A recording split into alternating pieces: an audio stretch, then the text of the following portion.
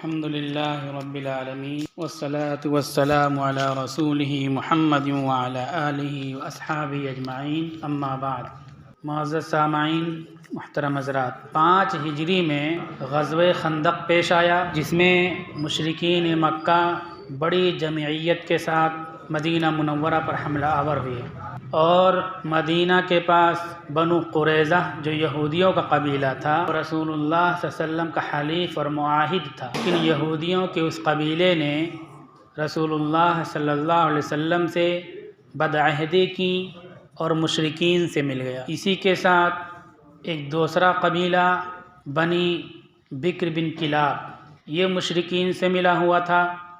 جب مشرکین مکہ واپس چلے گئے تو پھر رسول اللہ صلی اللہ علیہ وسلم نے بنو قریظہ کی خبر لی، اور اس کے بعد بنی بکر بن کلاب کی خبر لی۔ بنی بکر بن کلاب کا احتساب کرنے کے لیے رسول اللہ صلی اللہ علیہ وسلم نے محمد بن مسلمہ کی سرکردگی میں 30 لوگوں کو بھیجا، اور وہاں انہوں نے فتح حاصل کی۔ واپس ہوتے وقت سمامہ بن اسال، جو کہ قبیلہ بنی حنیفہ کا سردار تھا، یہ مسیلمہ کذاب کی طرف سے رسول اللہ صلی اللہ علیہ وسلم کو نعوذ باللہ قتل کرنے کے لیے آ رہے تھے۔ پھر یہ جماعت آ گئی محمد بن مسلمہ، جن کو رسول اللہ صلی اللہ علیہ وسلم نے بنی بکر بن کلاب کی سرکوبی کے لیے بھیجا تھا۔ انہوں نے ان کو گرفتار کر لیا، سمامہ بن اسال کو گرفتار کر کے رسول اللہ صلی اللہ علیہ وسلم کے پاس حاضر ہوئے۔ رسول اللہ صلی اللہ علیہ وسلم نے مسجد نبوی میں ان کو قید کرا دیا، ایک ستون سے باندھ دیا۔ مسجد نبوی میں اس لیے قید کرایا کہ یہ مسلمانوں کے اعمال کو، شب و روز کو، ان کی عبادتوں کو اپنی آنکھوں سے دیکھیں۔ چنانچہ وہ 3 دن 3 رات مسلمانوں کی عبادتوں کو دیکھتے رہے، مسلمانوں کے اخلاق کو دیکھتے رہے، رسول اللہ صلی اللہ علیہ وسلم کو دیکھتے رہے۔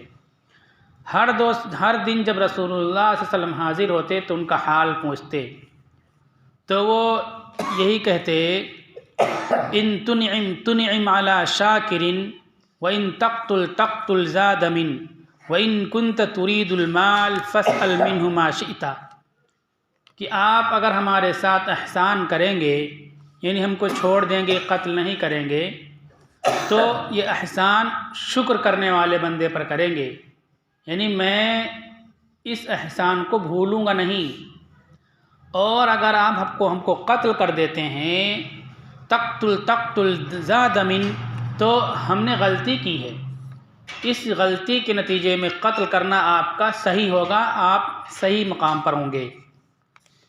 اور اگر آپ پیسہ چاہتے ہیں، فدیہ چاہتے ہیں، فصل ما شئت، تو آپ مانگیں، بتائیں کیا پیسہ چاہیے، ہم آپ کو دیں گے اپنی جان کے بدلے میں۔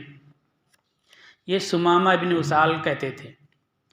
تیسرے دن رسول اللہ صلی اللہ علیہ وسلم جب مسجد نبوی میں حاضر ہوئے تو تیسرے دن بھی ایسے ہی بات ہوئی، اور انہوں نے کہا ایسا ہی، تو آپ صلی اللہ علیہ وسلم نے ان کو چھوڑ دیا کہ ان کو کھول دو، جانے دو، پیسہ بھی نہیں ذکر کیا، کوئی سزا بھی نہیں دی، جبکہ یہ قتل کرنے کے لیے آ رہے تھے۔ اب جب یہ آزاد کر دیے گئے تو باہر کھجوروں کے باغ میں گئے، ایک گڑھا اور تالاب تھا، وہاں غسل کیا۔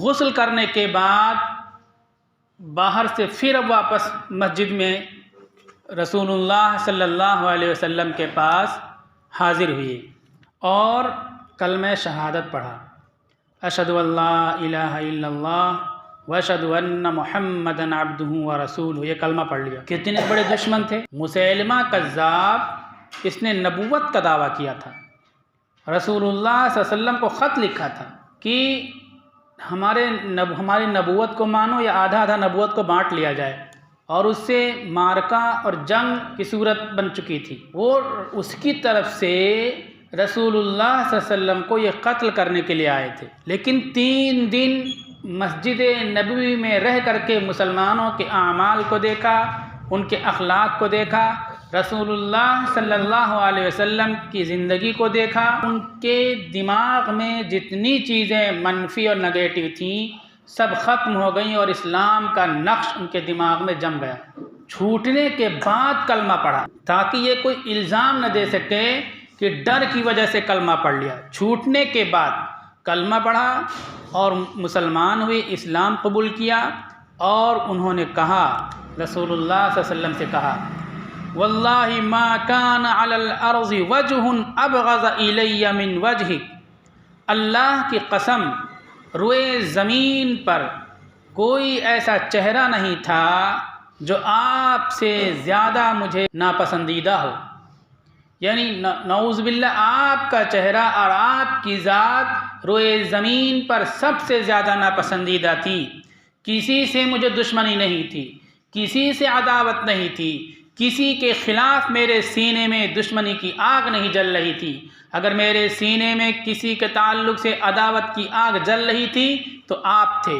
رسول اللہ صلی اللہ علیہ وسلم سے کہتے ہیں، فقط اصبح وجہک احب الوجوہ الی، تو تحقیق کی روئے زمین پر جتنے چہرے ہیں، جتنے انسان ہیں، ان تمام چہروں میں، ان تمام انسانوں میں آپ کا چہرہ اس وقت مجھے سب سے زیادہ محبوب ہو گیا، سب سے زیادہ پسندیدہ ہو گیا، آپ کے چہرے کے ہم دیوانے ہو گئے۔ یہ کون کہتا ہے؟ جو دشمن تھا، تلوار لے کر کے قتل کرنے کے لیے آ رہا تھا، 3 دن تک آپ کو دیکھنے کے بعد اب یہ فیصلہ لیتا ہے۔ اور آگے کہتے ہیں، واللہ ما کان من دین ابغض الی من دینک، اور اللہ کی قسم آپ کے دین کے مقابلے میں، آپ کے مذہب اور آپ کی شریعت کے مقابلے میں روئے زمین پر کوئی دین اور کوئی مذہب ایسا نہیں تھا جس سے مجھے بغض ہو۔ اگر بغض اور نفرت تھی تو آپ کے دین سے، آپ کی شریعت سے، آپ کی لائی ہوئی تعلیمات سے مجھے عداوت تھی، مجھے نفرت تھی، میرے دل میں عناد تھا۔ لیکن آگے کہتے ہیں، فَأَصْبَحَ دِينُكَ أَحَبَّ الدِّينِ إِلَيَّ، تو اب آپ کا دین تمام ادیان میں، تمام مذاہب میں، تمام شریعتوں میں سب سے زیادہ مجھے محبوب اور مجھے پیارا ہو گیا۔ آگے کہتے ہیں، واللہ ما کان من بلد ابغض الی من بلدک، اور اللہ کی قسم آپ کے شہر مدینہ کے علاوہ مجھے کسی بھی شہر سے نفرت نہیں تھی اور زیادہ عداوت نہیں تھی۔ اگر کسی شہر سے عداوت تھی، کسی شہر سے نفرت تھی اور زیادہ نفرت تھی تو آپ کا شہر مدینہ ہم کو اس سے زیادہ نفرت تھی۔ فَأَصْبَحَ بَلَدُكَ أَحَبَّ الْبِلَادِ إِلَيَّ، تو آپ کا شہر تمام شہروں میں سب سے زیادہ پیارا اور محبوب ہو گیا۔ یہ کب ہوا؟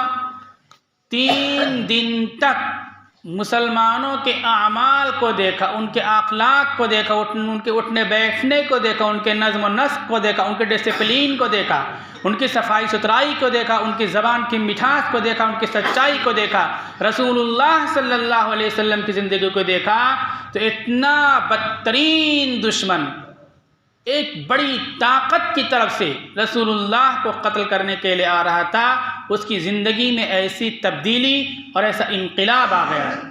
اس سے ہمیں کیا سبق ملتا ہے؟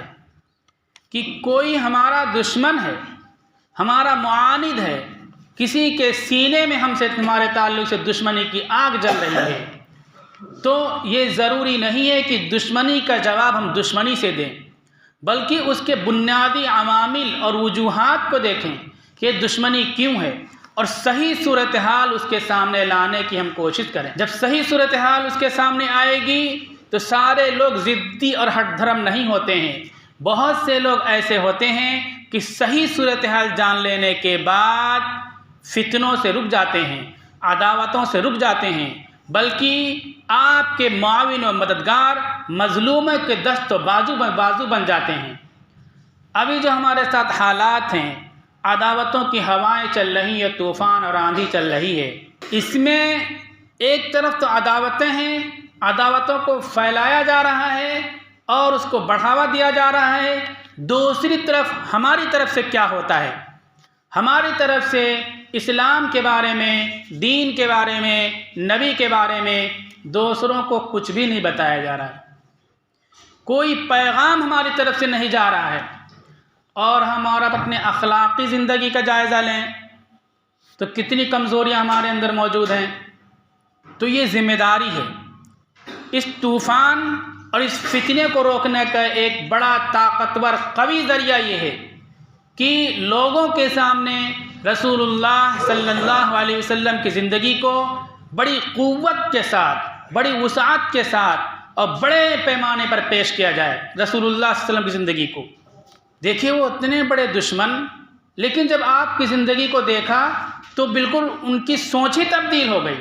سردار تھے اپنے علاقے کے اور کہہ رہے ہیں کہ ہم نے جرم کیا ہے، اگر تم مجھے قتل کر دو تو واقعی میں مجرم ہوں، اور یہ بھی کہہ رہے ہیں اگر مجھے چھوڑ دو تو میں تمہارا شکر گزار رہوں گا۔ اور پھر چھوٹنے کے بعد ساری دشمنی کافور ہو جاتے اور کلمہ پڑھتے ہیں۔ ہمارا دیکھیں اور سوچیں، ہم نے کتنے لوگوں تک اللہ کے نبی کی زندگی پہنچائی، اسلام کی تعلیمات پہنچائی۔ اس دور میں کتنی آسانیاں، کتنی سہولیات ہیں۔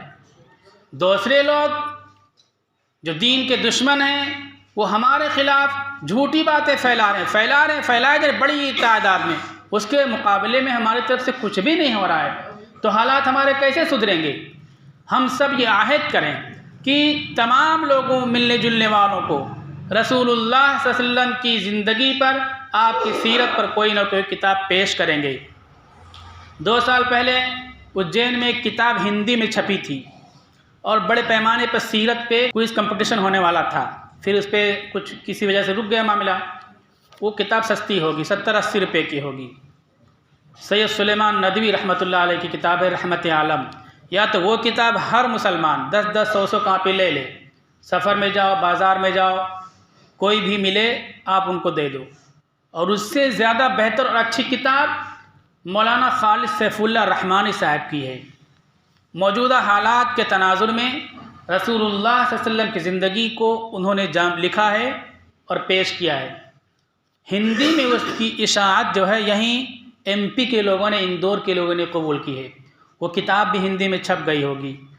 وہ کتاب کوئی پروفیسر ہے، کوئی وکیل ہے پڑھے لکھا، تو وہ رسول اللہ صلی اللہ علیہ وسلم کی زندگی پر مشتمل وہ کتاب آپ ضرور پیش کریں۔ آپ بازار میں جائیں، سفر میں جائیں، ٹرین میں جائیں، 2-4 کتابیں پاس میں رکھیں اور اس طرح پڑھے لکھے لوگوں کو وہ کتاب پیش کریں۔ یہ ہماری دینی ذمہ داری ہے، آنے والے طوفان، اٹھنے والے فتنوں کو روکنے کا ذریعہ ہے۔ جب ثمامہ بن اسال نے رسول اللہ کی زندگی کو دیکھی تو سوچ تبدیل ہو گئی۔ ہماری طرف سے کوئی پیغام لوگوں تک نہیں پہنچایا جا رہا ہے، تو جو دشمنی کا زہر، عداوت کی آبیاری ان کے دماغوں میں ہو رہی ہے وہی ہوگی اور وہی چیزیں ظاہر ہوں گی۔ یہ تو ہو گیا ثمامہ بن اسال کی گرفتاری اور وہ آئے مسجد نبوی میں۔ یہاں ایک مسئلہ اور جان لیجئے، اللہ کے نبی صلی اللہ علیہ وسلم غیر مسلموں کو مسجد میں لاتے تھے، مہمان بھی بناتے تھے اور قیدی بھی ہوتے تھے تو بھی مسجد کے پاس لا کر کے رکھتے تھے، تاکہ مسجدوں کے اعمال اور مسجدوں کے معمولات کو دوسرے لوگ دیکھیں کہ یہ کیسے نماز پڑھتے ہیں، کیسے ان کا اٹھنا بیٹھنا ہوتا ہے، وضو طہارت کے کیا ان کا نظام ہوتا ہے، دیکھیں وہ، اس کا بھی بہت اچھا اثر پڑتا ہے۔ آج ہماری مسجدیں صرف ہمارے لوگوں کے لیے رہتی ہیں، کوئی دوسرا نہیں آ سکتا، یہ سنت کے خلاف ہے۔ ایسا کوئی نظام ہونا چاہیے، سال 6 مہینے میں دوسرے لوگوں کو مسجد میں بلایا جائے، مسجد میں آ کر کے بیٹھیں، کچھ اللہ رسول کی بات سنیں، جس کو مسجد پرچے کے نام سے کچھ سمجھدار لوگ کرتے ہیں، لیکن ہمارے یہاں یہ نظام نہیں ہے، یہ ہونا چاہیے۔ اسی سال غزوہ غابہ پیش آیا، 20 اونٹنیاں مدینہ سے باہر رسول اللہ صلی اللہ علیہ وسلم کی بیت المال کی چر رہی تھی۔ اس کے چرانے پر مامور تھے حضرت زر، قبیلہ غطفان کا عیینہ ابن حصن فزاری۔ یہ 40 سواروں کے ساتھ آیا اور 20 اونٹنیوں کو لے کر فرار ہو گیا، حضرت زر کو قتل کر دیا۔ ان کے باپ ہیں ابو ذر، حضرت ابو ذر، یہ بار بار حدیث کی کتابوں میں نام سنتے ہیں. یہ ان کے لڑکے تھے زر، یہ چرا رہے تھے. سلمہ بن اکوع یہ بھی صحابی موجود تھے. یہ بہت تیز دوڑتے تھے اور تیر اندازی بہت اچھی تھی ان کی. تو یہ ٹیلے پہ جا چڑھ کر کے چلا رہے تھے کہ اونٹنیوں کو ہانک لے گئے اور زر کو قتل کر دیا گیا. اور اسی کے ساتھ جب وہ آگے بڑھتے تو پیچھے سے تیر مارتے، دوڑ کے ان کے پاس پہنچ جاتے. وہ لوٹ کے ان کو پکڑنے آتے تو یہ تیزی سے بھاگ کر کے ٹیلے پہ چڑھ جاتے. دوڑنے میں بہت تیز تھے. اللہ کے نبی صلی اللہ علیہ وسلم نے فرمایا کہ مقابلہ دوڑ میں مقابلہ کرو، گھوڑ سواری میں مقابلہ کرو. مقابلہ کیا ہوتا ہے؟ ہمارے نوجوان 10 12 15 سال کے لڑکے موبائل پہ بیٹھ کر کے نامعلوم کیا کیا کھیل کھیلتے رہتے ہیں. دوڑنے کے سلسلے میں ہم بہت پیچھے ہیں، ہماری پوری قوم بہت پیچھے ہے. یہ جو ایڈمنسٹریشن میں تقرری کا نیوکتی کے کمپٹیشن ایگزام ہوتے ہیں، اس میں دوڑ کا بھی ٹیسٹ ہوتا ہے. بڑے آفیسر نے ایک پروگرام میں بتایا تھا کہ ہمارے نوجوان مرغا بکرا بریانی کھا کر کے بہت صحت مند دیکھنے میں لگتے ہیں، لیکن جب دوڑ کا مقابلہ ہوتا ہے تو 3-4 منٹ میں یہ گر جاتے ہیں اور دوڑ کو کوالیفائی نہیں کر پاتے. دیگر کمزور قومیں جن کے چہرے کی ہڈیاں نظر آتی ہیں، چٹنی روٹی کھاتے ہیں، وہ دوڑ کو کوالیفائی کر لیتے ہیں. تو انہوں نے یہ بتایا کہ ہم کھاتے تو بہت اچھا ہیں، لیکن اس کھانے سے گوشت کیسے بنے گا ہمارے جسم پر، چربی اور فیٹ نہ بننے پائے، اور ہمارے لیے مفید کیسے ہو جائے، بیماری کا ذریعہ نہ بن جائے. ہماری قوم اس بات کو بھی نہیں جانتی، علم سے اتنی دور ہے. کھانا تو جانتی ہے اچھے سے اچھا، لیکن کھانے کو ہضم کرنا نہیں جانتی. تو دوڑنا یہ سنت ہے، اللہ کے نبی نے تعلیم دی، کمپٹیشن دوڑ کا کرایا، ہم نے ان سب چیزوں کو چھوڑ دیا. یہ سلمہ بن اکوع بہت تیز دوڑتے تھے، تیر برساتے، پھر دوڑ کر کے تیر برساتے، پھر دوڑ کر کے ٹیلے پر آتے، پھر شور کرتے. اللہ کے نبی صلی اللہ علیہ وسلم نے سنا اور صحابہ کو آواز پہنچی تو لوگ دوڑے مدد کے لیے. بعد میں رسول اللہ صلی اللہ علیہ وسلم 500 ایک روایت میں 700 صحابہ کو لے کر کے جا کر کے پورے ان کو روک لیا، پکڑ لیا ڈاکوؤں کو، ان کو سزا دی اور اپنی اونٹنی واپس لے کر کے آ گئے. اسی معاملے میں آپ صلی اللہ علیہ وسلم گئے 500-700 لے کر ان کو پکڑنے کے لیے. آپ صلی اللہ علیہ وسلم گھوڑے پر سوار تھے، گھوڑے پر مقابلے کے لیے اچانک تیزی سے بھاگے تو گھوڑے سے آپ گر گئے، آپ کے دائیں شانے پر اور پیر پر چوٹ آئی، زخم ہو گیا. زخم ایسا لگا کہ آپ کھڑے ہو کر کے نماز نہیں پڑھ پا رہے تھے، تو آپ بیٹھ کر کے نماز پڑھتے تھے.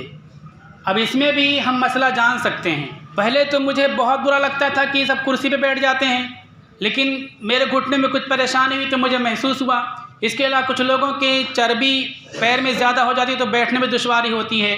تو جن لوگوں کو زمین پر بیٹھ کر کے نماز پڑھنے میں دشواری ہوتی ہے، وہ آلتی پالتھی مار کے نہیں بیٹھ سکتے ہیں، ان کو تو کرسی پر بیٹھنے کی اجازت ہے. عام حالات میں اگر آپ زمین پہ بیٹھ کے نماز پڑھ سکتے ہیں تو زمین پہ بیٹھ کے نماز پڑھنا چاہیے.